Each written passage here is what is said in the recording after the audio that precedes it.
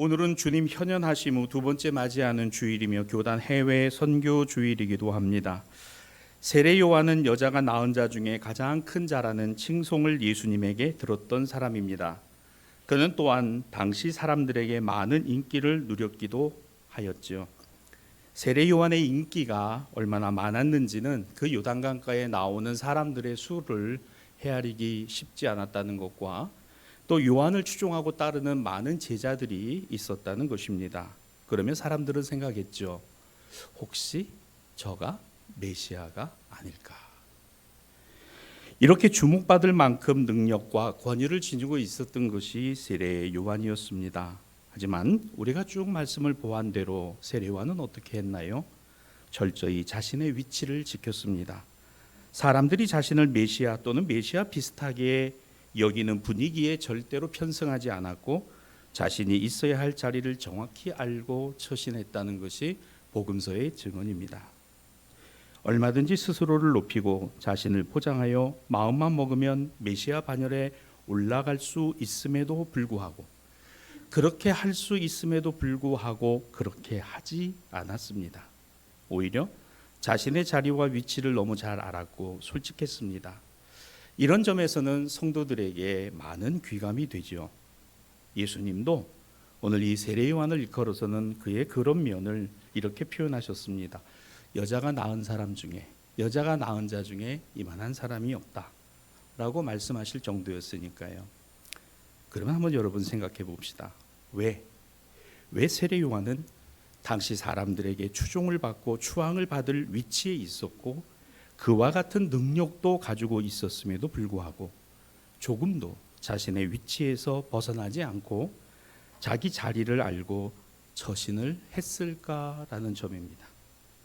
왜 이걸 생각해 보는 건가요? 오늘날 우리가 삶이 그러해요.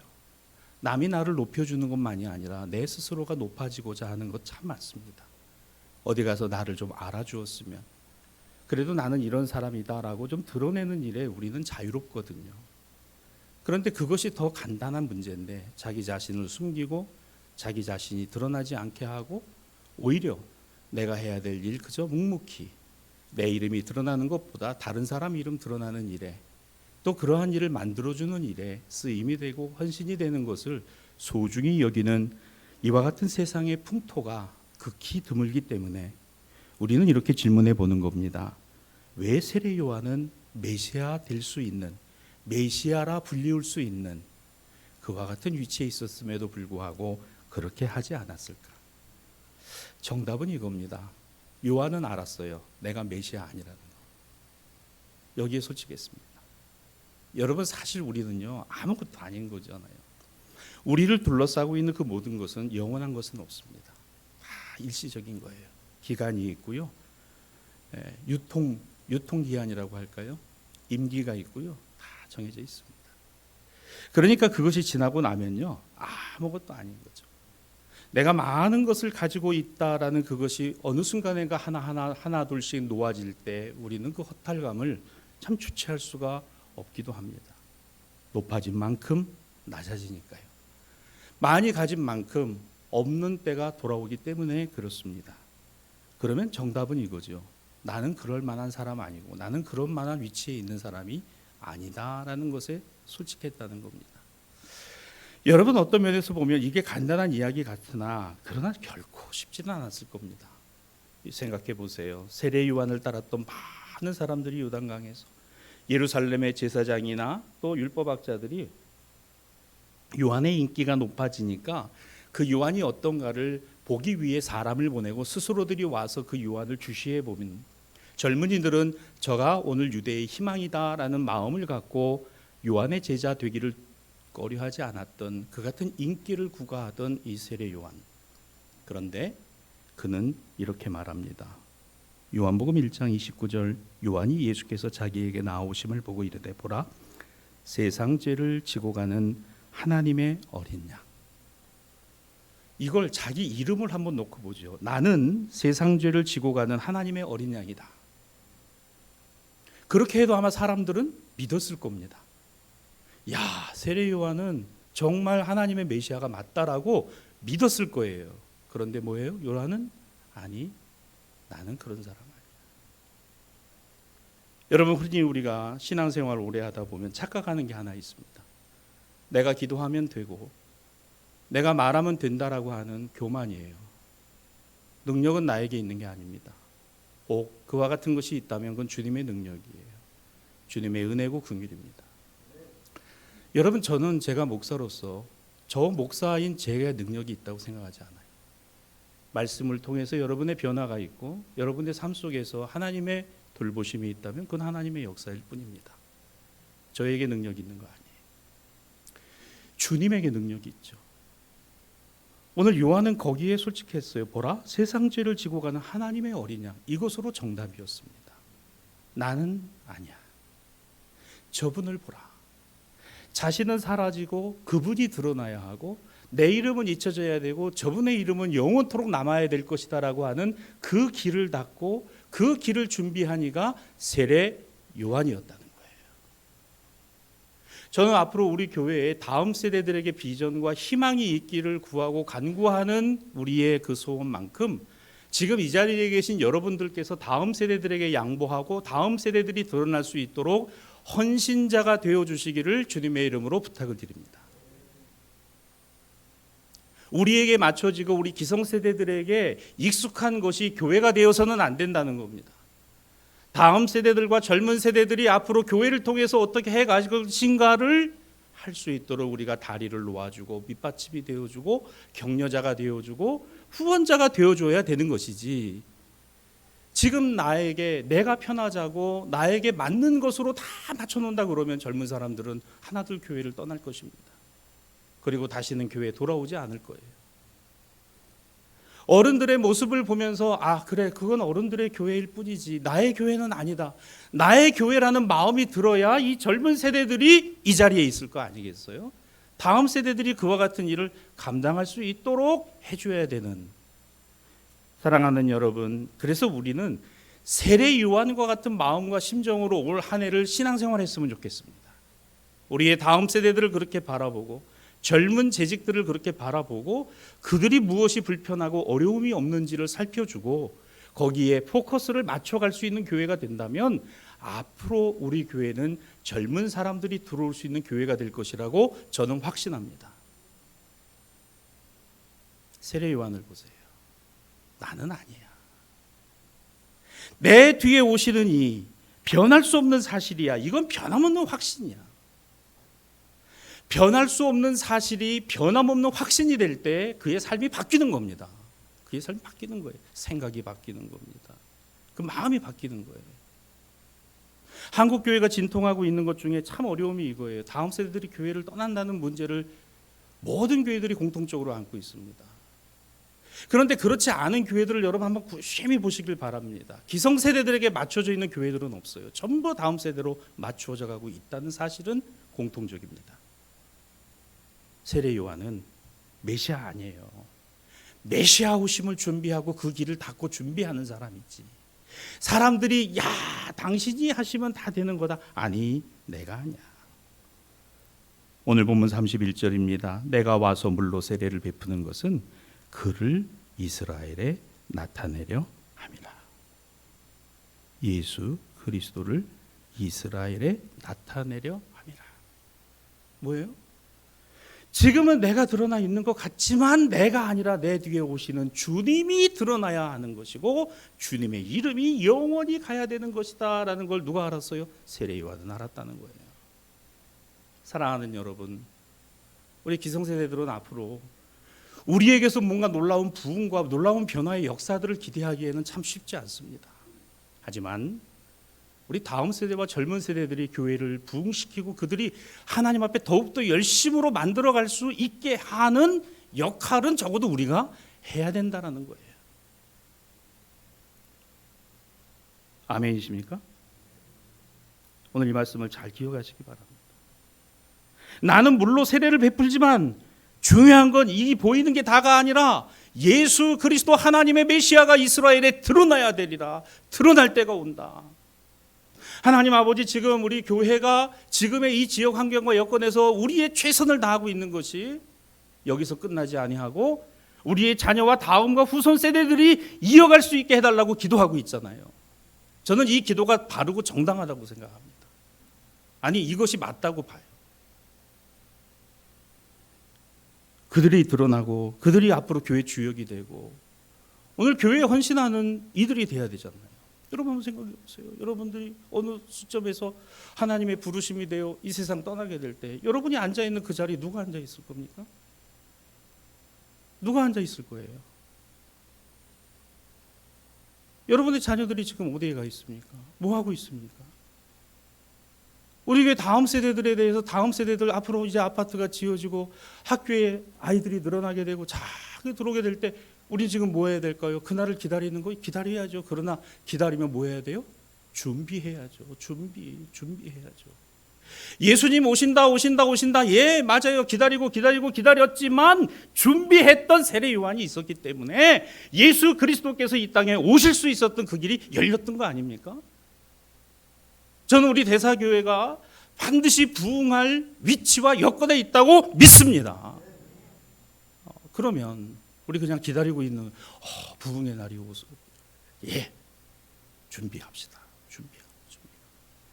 젊은 세대들이 뭘 원하는지, 어떤 걸 바라는지, 어떤 불편함이 있는지, 어떤 어려움이 있는지 저는 올해 그것을 좀 살펴보려고 그래요.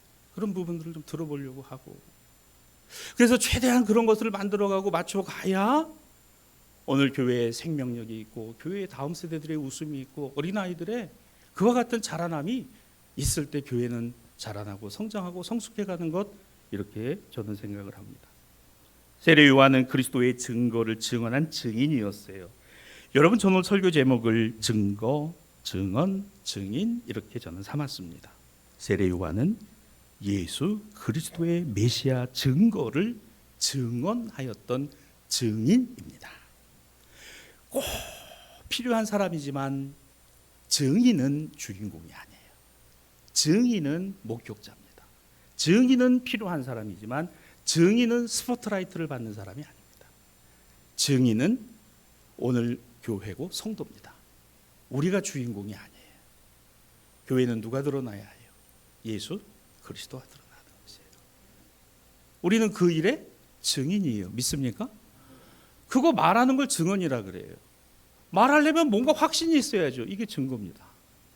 증거, 증언, 증인.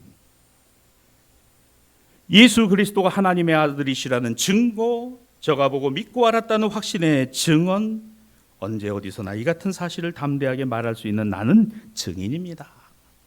사랑하는 대사의 신앙가족 여러분, 우리가 예수 그리스도가 하나님의 아들이시라는 증거가 우리의 삶에 있을 때 이 같은 확신을 증언하는 사명을 이어가는 증인이라는 사실을 꼭 기억할 수 있기를 바랍니다.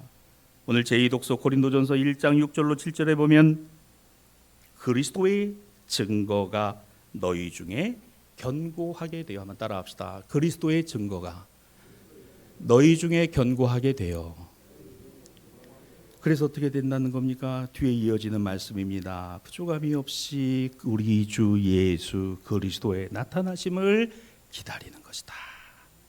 그냥 기다리는 거 아니죠? 앞에 보니까 뭐가 있어요? 그리스도의 증거가 너희 안에 굳건하게 되고 견고하게 되고 확실하게 됨으로 기다리는 거지 그게 아니면 여러분 우리 자녀들을 보면서 지금은 좀 다 이렇게 마음에 안 차기도 하잖아요. 하긴 뭐 저도 제 자식을 보면은 다 마음에 드는 건 아니에요. 지금 비록 이 자리에 앉아 있긴 하지만 솔직히 그렇습니다. 다 마음에 들진 않아요. 근데 참 그게 어렵더라고요. 말을 다 못 하겠더라고요. 저만 그런가요? 여러분은 어떠세요? 자녀에 대해서 하고 싶은 말씀 다 하십니까? 혹시 다 하시는 분이 계시면 조용히 저한테 찾아오셔서 방법을 좀 알려주시면 좋겠어요. 다 못하겠어요. 다 못해. 그래서 어떤 마음이 드냐면요, 좀 헤아려 줬으면 좋겠다라는 마음이 들어요. 이게 제 경우는 그렇다는 겁니다. 저희 자식들이 아버지 어머니의 마음을 어떻게 헤아려 주면 좋겠다 라는 생각은 자꾸 드는데 이게 입 밖으로 참 나오지가 않아요. 제가 그런지를 모르겠는데 혹시 이거에 방법이 있으신 분들은 저한테 조용히 오셔서 목사님 이건 이렇게 하면 됩니다. 이렇게 하면 됩니다. 좀 가르쳐 주시면 좋겠어요. 기다리죠. 자, 그 기다림에 뭐가 있어요? 그리스도 예수, 이 신앙과 믿음의 견고함, 확신, 이거를 가지고 기다리는 것과 그렇지 않은 것은 다르다. 그러면 마음에 안 들어요. 지금 부모님의 생각과 다른 자녀의 모습, 어쩌면 우리 교회의 기성세대들과 다른 우리 젊은 세대들의 신앙의 패턴과 모습들이 우리 어른들에게는 좀 못마땅하고 다 안 보일 수도 있어요. 그러나 우리 기다리잖아요. 기다리는데 뭘 기다립니까? 하나님께서, 우리 주님께서 저들을 만져주시고 저들을 붙들어 주시고 이끌어 주신다는 기대와 소망과 비전만큼은 가짜 그 얘기입니다. 할렐루야. 그래야 앞으로 2년 3년 뒤에 여기에 변화가 이제 가시적으로 우리 앞에 보일 때, 저 교회를 한번 들어가 볼까? 그리고 들어왔는데 젊은 친구들이, 아이들이 웃음소리가, 그리고 우리 어르신들의 그 인자함과 온화함이 교회 안에 풍성한 거예요. 그걸 통해서 탁 들어온 사람들이 뭘 느끼냐면은 이 교회는 예수님이 계시는 교회구나. 제 원고에는 이 대목에서 아멘이라고 써 있는데 이거 저만 그런가 보네. 이 교회 한번 들어가 보자 해서 들어왔더니 너무너무 따뜻하고 아이들의 웃음소리와 다음 세대들의 활기참과 어르신들의 온화함이 풍성한 교회이구나. 이 교회는 예수님이 계시는 교회 같구나. 할렐루야. 여러분, 이게 우리의 뭐가 되고요? 확신이 되고 비전이 되고 소망이 되고, 그렇게 기다리자. 그렇게 기다리자. 그럼 우리가 뭘 해야 될까? 어떤 걸 해야 될까? 여기서 기다림이라는 말을 생각해 보겠습니다. 주님이 주님 되시는 일, 하나님의 구원의 증거, 오늘 이것에 뭐가 있어요? 요한복음 1장 19절로 20절 말씀에 보면 유대인들이 예루살렘에서 제사장들과 레위인들을 요한에게 보내어 이렇게 말합니다. 내가 누구냐? 물을 때에 요한의 증언이 나는 그리스도가 아니다. 자, 여기서 내가 누구냐 물을 때에 제사장과 레위인들이 세례 요한에게 가서 내가 그리스도냐 너는 누구냐 물을 때가 있지요. 그러자 요한이 나는 그리스도가 아니다 라고 말하며 그걸 결코 숨기지 않았다는 겁니다. 왜? 31절 그를 이스라엘에 나타내려 함이라. 내가 아니라 예수님이 드러나고 나타나야 되는 거. 나는 그리스도가 아니야. 저는 우리 교회에 이렇게 오셔서 예배에 참여하시는 분들 처음부터 성함 여쭤보고 연락처 여쭤보지 않잖아요. 우리 교회는. 그렇죠? 다녀보세요. 또 주변에도. 그리고 다녀보시고 우리 교회에 오시는 분들도 꽤 되세요. 지금도 출석하고 계신 분들도 계시고. 한번 다녀보세요. 다녀보시고. 자, 그러면 어떤 것을 가지고 선택하고 어떤 것을 가지고 결정을 할까요? 예배의 분위기, 설교 말씀. 그러나 저는 더 중요한 게 있다고 생각합니다. 교인들의 얼굴 표정이에요. 그리고 교인들의 말하는 하나하나가 어떻게 들리는가, 이게 더 중요합니다. 교인들의 얼굴이 너무 밝은 거예요. 그 말씀 하나하나가 희망이 있고 생명이 느껴지는 거예요.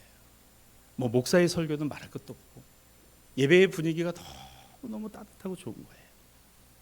자, 이것이 있다면, 이런 것이 우리에게 있다면 이거보다 더 필요한 것이 있을까? 그것이 어떻게 가능한가요? 예수 그리스도 때문에, 예수님 때문에. 때가 있습니다. 세례 요한은 그 하나님의 때를 기다리고 있었어요. 그것을 위해서 자신이 할 수 있는 최선이 무엇인가를 생각했습니다.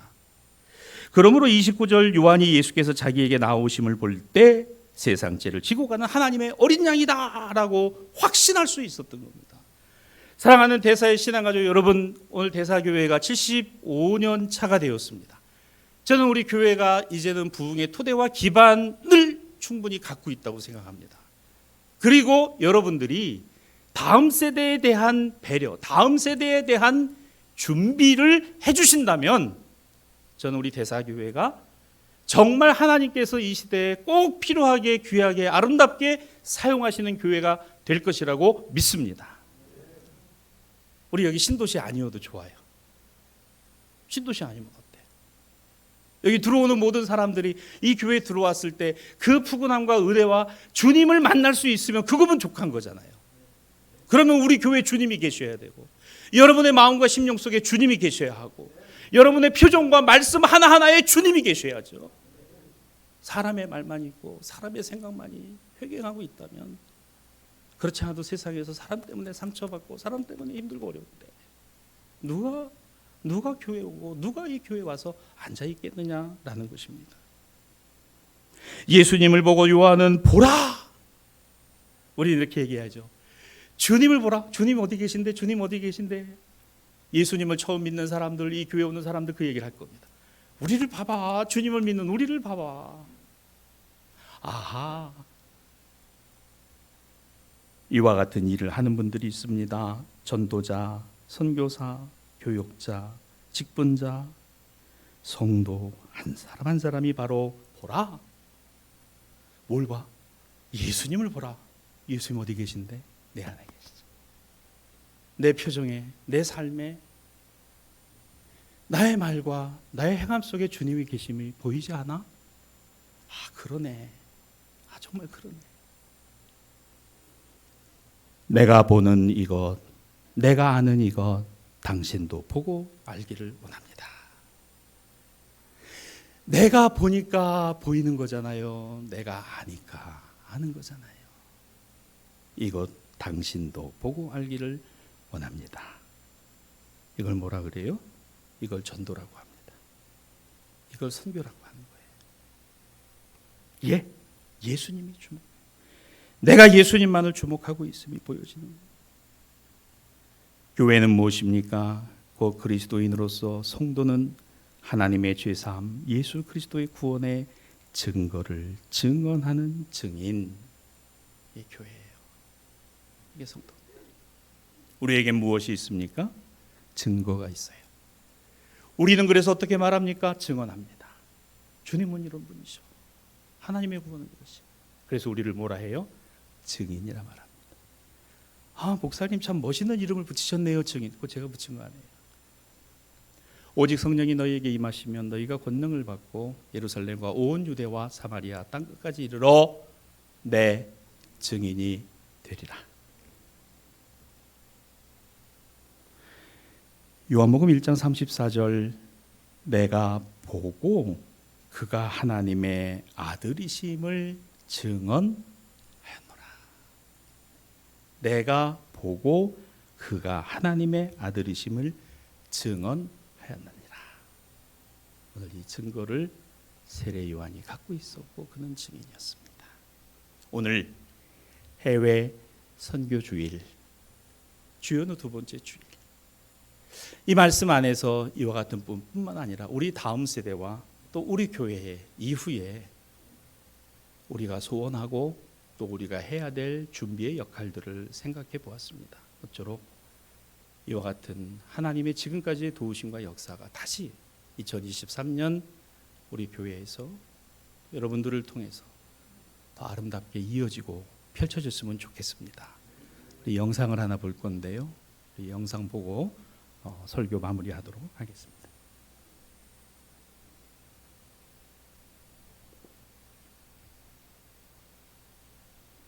지난 2022년 선교하는 일에 순종하며 열심히 수고한 우리 기독교 대한성결교회의 귀한 열매입니다.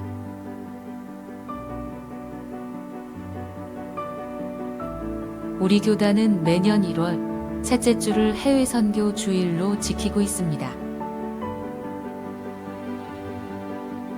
해외 선교 주일은 성결의 빛을 온누리에 전하는 일에 우리 성결교회가 모두 함께하기를 다짐하는 날입니다.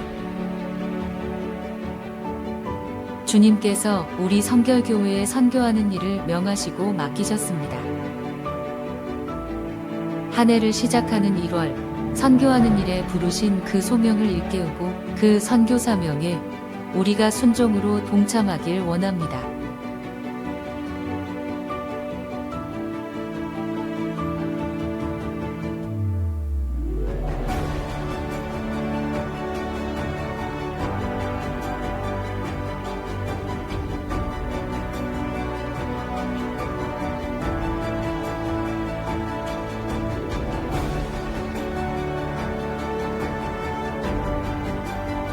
2023년은 1월 15일을 해외 선교 주일로 지킵니다. 성결의 빛을 전하기 위한 걸음에 여러분의 동참을 기다립니다. 2022년에도 해외 선교를 위해 기도와 후원을 아끼지 않아 주셔서 감사합니다. 해외 선교를 위한 걸음에 함께 해주신 귀한 열매입니다.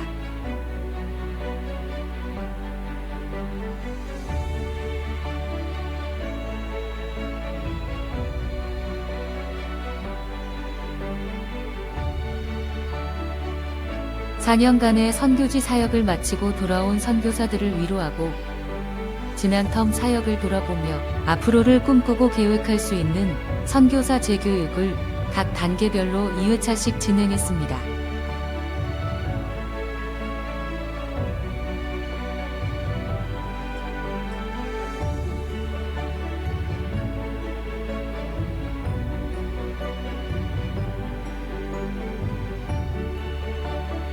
파송 선교사와 함께 동역하는 협력 선교사의 훈련도 진행했습니다. 협력 선교사들을 통한 선한 일들을 기대합니다. 하나님의 선교에 동참하기 위해 헌신한 내가정 7명이 모여 7개월간의 훈련을 진행했습니다.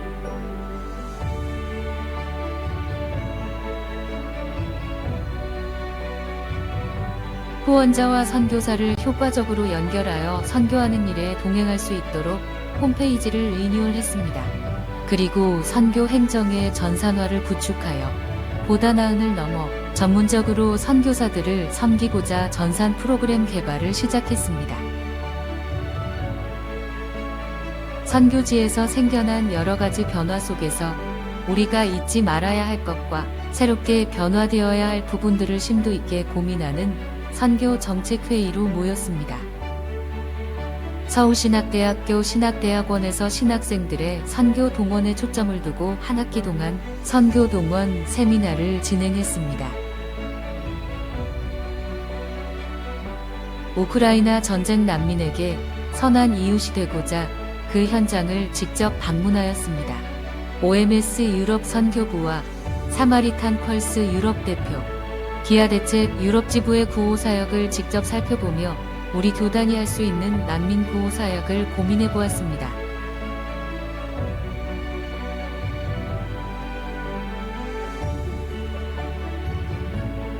해외선교위원회 제46회 정기총회를 천안교회에서 진행했습니다. 지난 회기를 돌아보며 감사하는 시간이었고 새로운 임원을 선출하여 시작되는 회기의 사업계획과 예산을 심의하며 교단 해외 선교를 위해 결단하는 시간이었습니다.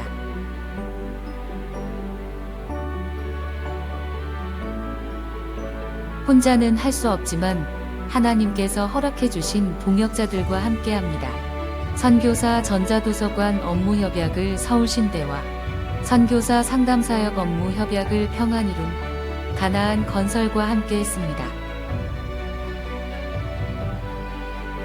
우리 교단의 자랑스러운 선교지 총회 중 카메룬 성결교회가 30주년을 맞아 기념행사를 열었습니다. 졸업식과 목사 안수식을 비롯한 기념행사, 그리고 현지 목회자들의 영성훈련을 위한 세미나를 진행했습니다.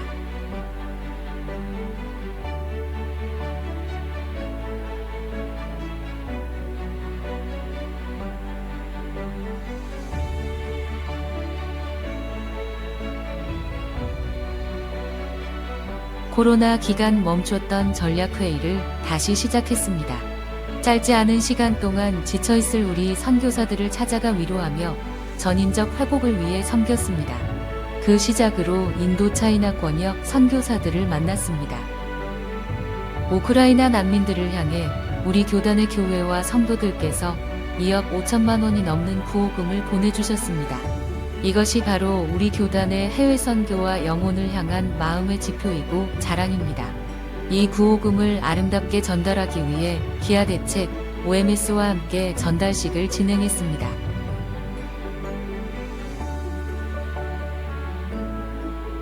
뜨거운 마음으로 신임 선교사들을 안수하여 필리핀과 일본, 우루과이와 헝가리에 파송했습니다. 시작하는 선교사들이 어려움 없이 선교지로 나갈 수 있도록 아낌없는 기도와 후원을 요청드립니다.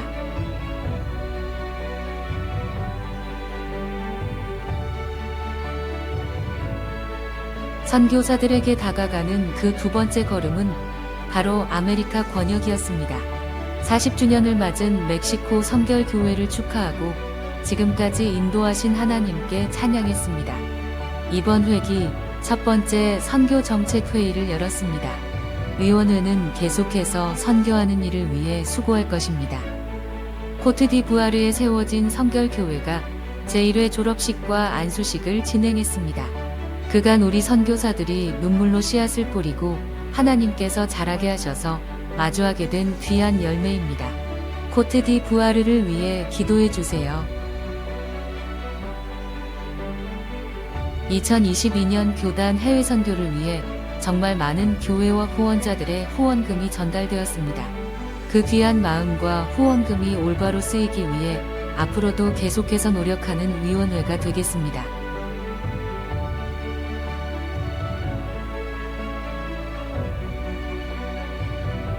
선교사를 후원하는 파송교회와 후원자가 되어 주십시오.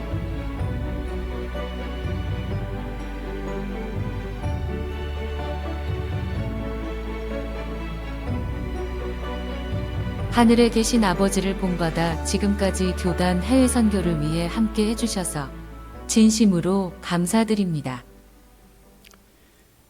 오늘 해외 선교주의를 맞이해서 이 영상은 우리 교단뿐만 아니라 우리 교회 대사교회 선교 19주년을 맞이하는 또한 우리의 회고이기도 합니다.